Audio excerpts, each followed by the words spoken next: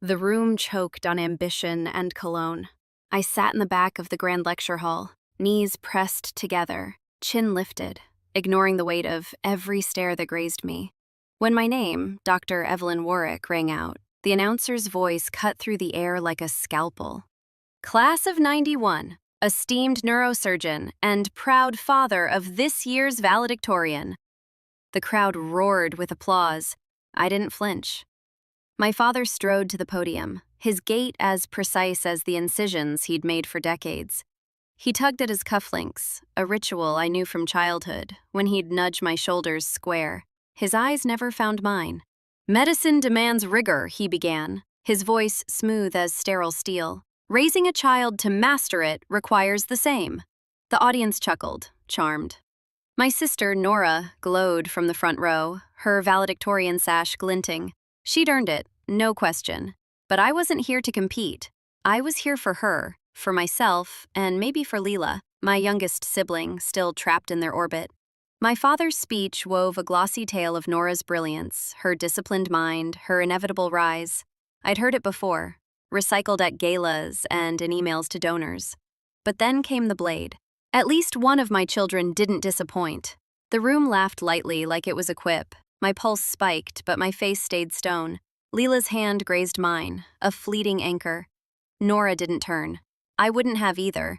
In my palm, a sleek key fob nestled, its Maserati logo hidden. I hadn't driven from Boston to flaunt it.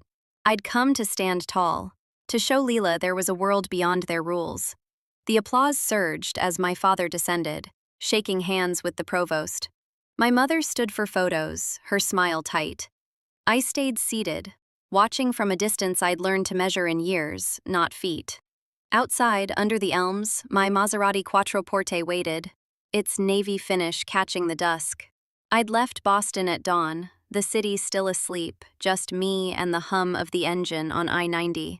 The car wasn't a flex, it was proof. I'd walked into a dealership, handed over a check with my name, and watched the salesman's smirk fade when he realized I wasn't a proxy. Vital Sync Solutions, my company, wasn't planned.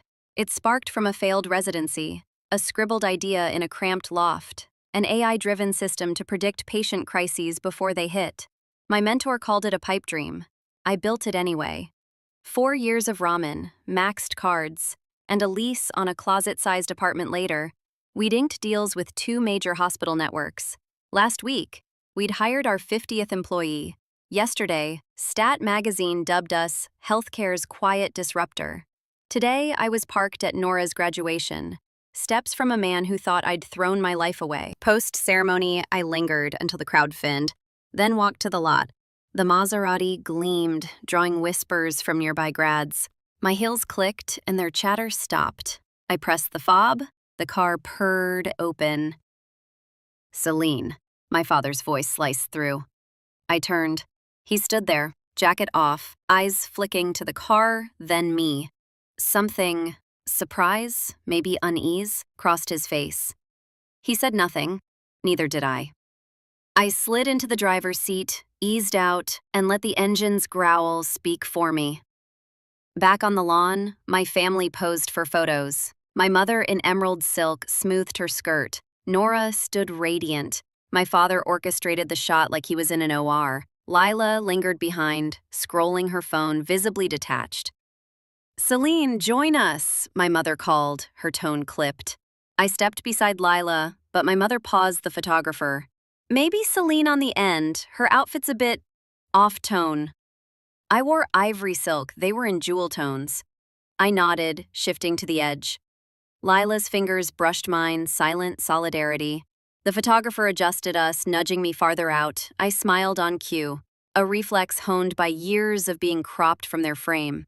2 years back, their holiday card showed a family shot from a reunion. My shoulder was all that made the cut. No one mentioned it. As they posed for just the graduates shots, I stepped back, catching my reflection in a window. Composed, separate, free. I wasn't angry anymore, just finished. Nora glanced back, her nod quick, but real. I returned it. Her triumph wasn't my loss. The next Tuesday, Nora appeared at my office, badge from a med conference still clipped to her blazer. My COO, Tara, raised an eyebrow. Your sister's here, looks like she's wrestling demons. I waved her in. Nora sank into a chair, eyes tired. This view's insane, she said, glancing at the Boston skyline. You've got the whole floor? Just the corner, I said. Silence hung, then she spoke. I'm questioning everything. Johns Hopkins, ortho. Is it even me? I leaned forward. What's pulling you? She exhaled. I did a stint in geriatrics. It felt real, not just checking boxes for Dad. I nodded. So why not chase it? She laughed, sharp. Because Dad'll call it a downgrade. Because Mom'll say I'm throwing away promise. Because I'm their trophy. I stood, sitting beside her. When I quit med school, they acted like I'd vanished. I said, but I had to choose me. Her eyes met mine, raw. Would you have my back if I walked away? Always, I said.